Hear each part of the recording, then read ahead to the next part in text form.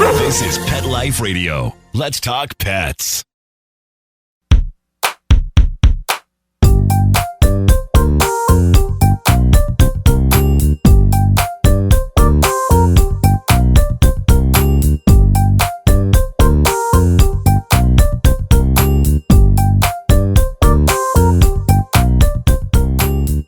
Hello, everyone, and welcome to Vet Candy. I'm your host, Dr. Jill.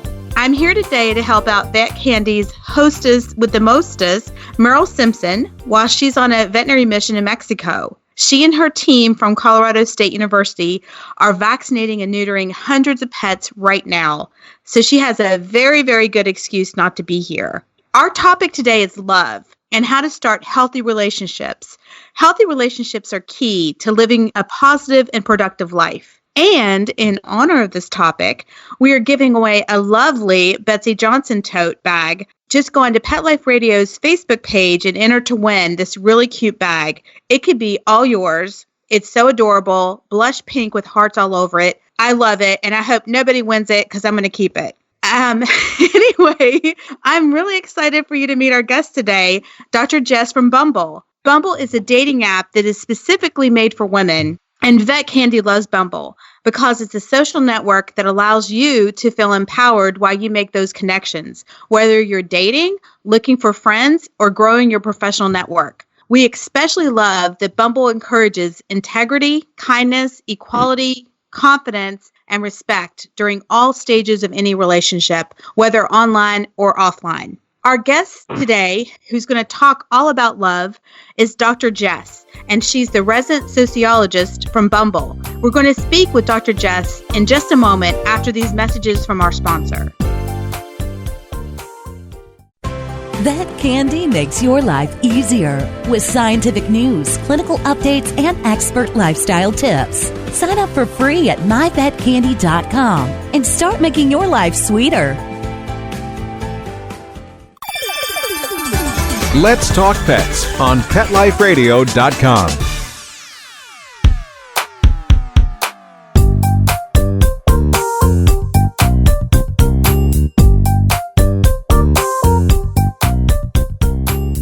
Hello, Dr. Jess. Welcome to Vet Candy. Hi, Jill. Thank you so much for having me. Thanks for being on our show. I'm so excited to talk about love. It's my favorite subject. I want everyone to be in love and to find love and to find healthy love. And so I hear you're a resident sociologist. It's so exciting to talk to you. But what is a sociologist? I have no idea. Of course. Well, I think a lot of people are very interested in sociology topically, but don't necessarily understand what it is. So that's an excellent question. Sociologists are individuals who study the relationship between individuals and institutions. Those institutions could be anything from a governmental organization, a family, a religious organization, and in the case of what I study the relationship between people and structural networks, mainly dating apps, and how individuals think about and conceptualize love based upon their understandings that they've developed while being active in dating while young, older, and how they apply those understandings from the external world to the internal world of online dating. So what kind of training do you have to do to be a sociologist? I received my PhD in sociology from UCLA several years ago, and to become a sociologist, you typically have to go and become a doctor, and that's what I did. Oh, okay. So you're Dr. Love, then? In theory, I think my dissertation chair would I don't know if my dissertation chair would print at that. He would say Doctor of Sociology, but yes, if Dr. Love works for you, Dr. Love works for me. Dr. Love works for me. So I have a question for you. Why is it so hard for professional women to find love? I have so many friends that have so much to offer, and they just can't find the right person. I don't think it's necessarily limited to professional women, although I certainly work with a great deal of them because Bumble is heavily populated with professional women. But I think it's very difficult for people to find healthy romantic relationships. It takes a lot of work and effort to locate a person who not only you desire, but who also desires you. It's a matching process. The love market is very similar to the labor market. There has to be a mutual interest and match, and there has to be so many elements that align at the same time. And I think that people are often very discouraged when they don't necessarily find success immediately, that they often don't necessarily fully dedicate themselves into the effort of finding love. I talk with people regularly who say they're very discouraged by the process of dating, and namely online dating, which I believe often becomes conflated with dating because it's the most common way that individuals now meet their romantic partner. In fact, 1 in 3 Americans who married in the last year met their partners online. So I think that because individuals quickly become discouraged, they don't necessarily put themselves out there or become as active as they should be in order to find somebody, because frankly, online dating and dating generally is truly a numbers game. If you go out enough and if you meet enough people, you will ultimately meet somebody with whom you match. So with some women, they don't really do anything other than work, and they don't want to date their coworkers, and they don't want to date their clients. What else can they do?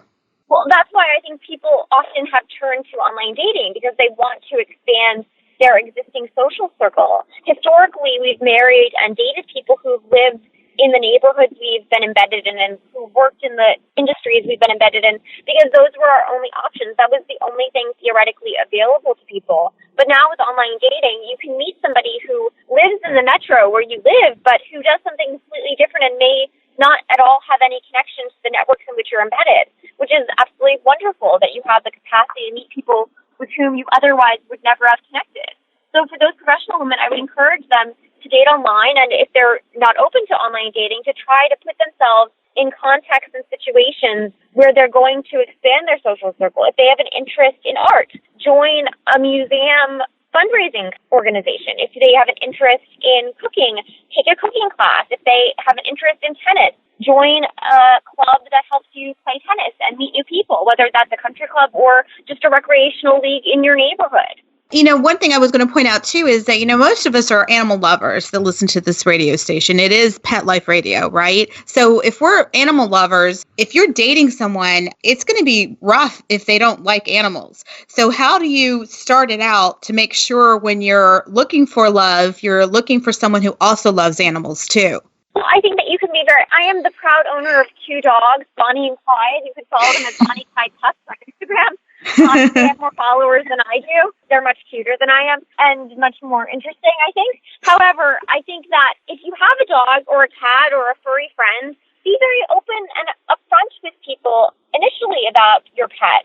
I think that if somebody doesn't like animals or pets, that it will become very clear from the get-go. And I think that when people are thinking about serious relationships, they're thinking about the things that are deal breakers and deal makers. And pet ownership obviously can be one of those things if somebody, for example, has an allergy. But I don't think that people should be discouraged from dating somebody if they're not a true dog lover. They could tolerate your dog and even grow to like your dog. But if you find somebody who's wonderful, but who isn't necessarily over the moon for animals, I don't think that should necessarily be a deal breaker. Unless it comes down to the dog getting on the couch between you while you're watching Netflix, right? Then that might be a problem. Well, like everything in relationships, things are subject to negotiation, and you would have to work that out. In terms of barriers, as long as there's not a significant allergy or dislike or lack of tolerance, I really think that it's something that people can work at overcoming. My parents have been married for 35 years, and my father is not a dog person, and he's come to love the dogs that my mother, who's an absolute avid dog lover, has owned historically. So I think that love can, in this case, overcome a barrier in terms of interest in animals. Oh, great. Well, some people tell me that they're embarrassed to find a date online. Is there a reason? Should they be embarrassed? Or is this something that everyone's doing and they should be happy and proud to do it? Well, I think that we've seen data from the Pew Research Center and a variety of other reputable sources that has indicated that the stigma associated with online dating has eroded dramatically. Certainly 10, 15, 20 years ago, when online dating was relatively new, we obviously found that when conducting research, individuals found a stigma with online dating. But now that there's been so many marriages and relationships that have been born out of online dating, and as I mentioned, that 1 in 3 Americans who married in the last year met their partners online, that stigma has really eroded dramatically because so many people are now doing it that it can't be a stigmatized behavior anymore because it's become so mainstream. Okay, great. So there's so many different online dating places to go. Why should we be going to Bumble? Why is it different? Well, I think that Bumble is an exceptional app insofar as it really allows women to be in the driver's seat and have control over their relationships in a significant and meaningful manner. And I think that by having the capacity to be able to form a relationship that's meaningful by having women be in the driver's seat and making the first move, that individuals should really feel empowered in their relationships in a meaningful way. And how about what's your tips for finding a good match on Bumble? Like, what's the way to make sure you get the best success? Well, I would really recommend to people to take advantage of our features that are related to badges and filters that allow people to not only be able to select who they want based upon the criteria that they enter in terms of filtering by religion, education, things that they determine are really matter to them, but also to provide that information to prospective partners. Because by providing more context and information to people, people will be able to make better selections from the get-go about whether or not they're compatible. How can someone have a really great profile that would stand out from everybody else? I think that people often try, when dating online, to mirror their profiles very closely to what they've observed from other people's profiles. But by doing so, you don't really provide people with enough data to let them know why you are distinctive from all of the other individuals in your demographic criteria in the geographic area in which you're embedded. And I think that people really do a disservice to themselves in that regard by doing this. So I would recommend people to say something that would be completely and totally unique to you. And it could be something as simple as the first job you had, if it was a unique job such as being a swim coach at your local community center, or that when you were younger you tried to attach yourself to a television because you wanted to fly. These are obviously rather, mundane things, but by making these connections to people, they're able to know a lot about you. People would know that you have a sense of adventure and are somewhat silly if you attach yourself to a television and tried to fly when you were 6 years old.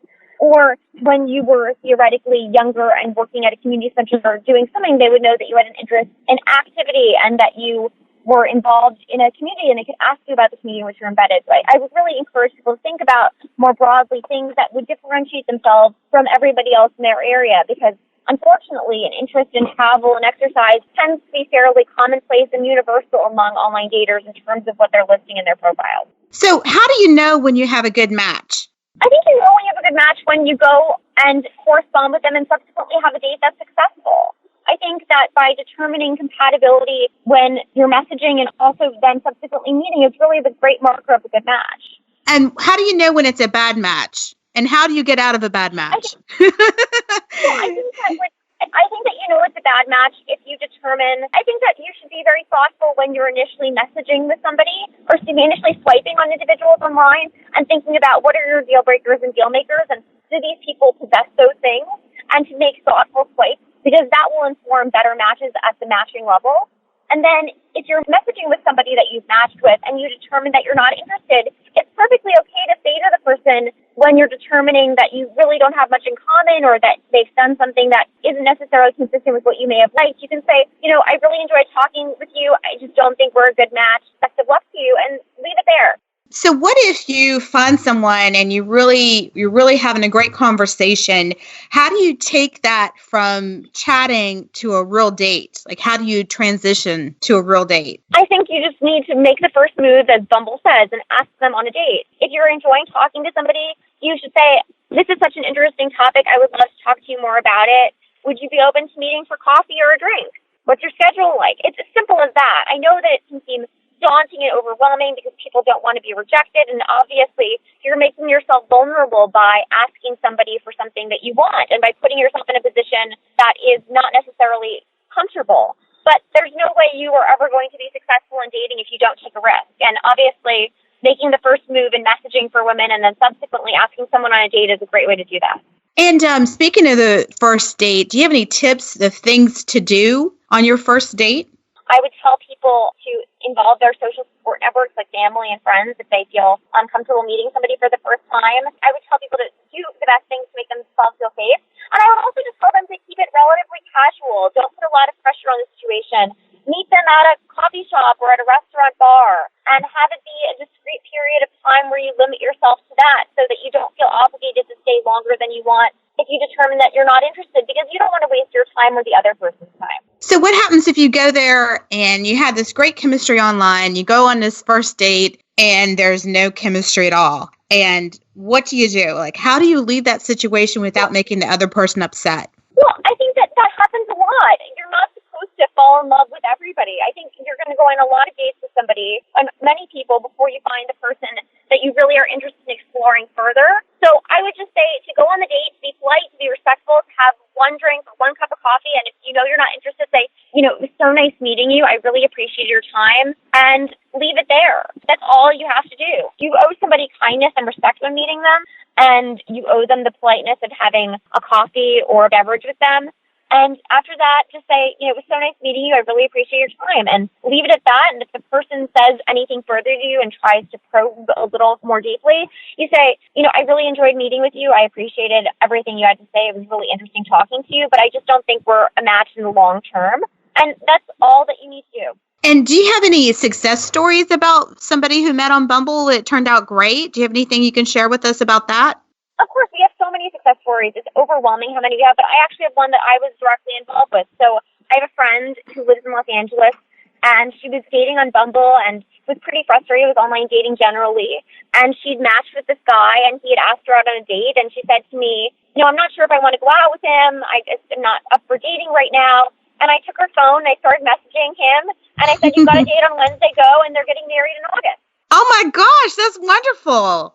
That's something, I mean, personally, I have friends that you have to push some people. Some people are just, they want to sit back and wait for things to happen. And I'm telling them, you got to do something. You can't just sit back and wait for Prince Charming or whoever to open your door. You actually have to go out and make an effort, right?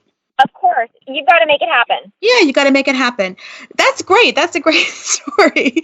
And your friend was not mad at you for doing that, right? She willingly handed over her phone. I was not anything against her will. Okay. It's almost like, is it Cyrano de Bergerac who did that to Roxanne or something? So it's like the modern day Cyrano. That's great. So for the last thing with our guests, we like to play a little game. And so I'm going to ask you a question. So you're stranded on a desert island. You have plenty of food and water, and you have the option of bringing 3 things with you. What are those 3 things? My husband, my dogs, and water. Oh, you already have water. So you got an extra spot. So you have your husband, your dogs. I have already an Apple television. Oh, okay. Well, that's great. That's great. Well, thank you very much, Dr. Jess, for joining us today. These are great tips, and I hope our listeners can go back and learn how to meet the love of their life and bring love and a healthy relationship into their life. Also, Bumble isn't just for love. It's also for friends and business, right? Can you tell us a little bit about that part of Bumble? Well, what's wonderful about Bumble is that we have other verticals that are dedicated to people who are looking for other types of empowered connections. On BFF, individuals can match with people who are in their area with whom they want to potentially find new friends. We know that with the growing number of individuals who don't necessarily live near friends and family, this is becoming even more and more critical. And Bumble Biz is designed to help women find empowered connections through our platform, because we really feel as though from our user feedback that individuals were really concerned not only about being empowered in dating, but also professionally. So we created this feature to help women really build their networks and gain support from their fellow female workers. And Vet Candy is a proud member of Bumble Biz, by the way. That's so wonderful to hear. And Jill, it was so great to talk to you. Thank you so much for your time. Yeah, thank you for coming. And to our listeners, don't forget, go on to Pet Life Radio's Facebook page and try to win this beautiful Betsy Johnson tote with these beautiful pink hearts all over it. Thank you very much for attending our show. I hope you guys learned a lot about love, and we hope to see you in our next episode. Let's Talk Pets, every week on demand, only on PetLifeRadio.com.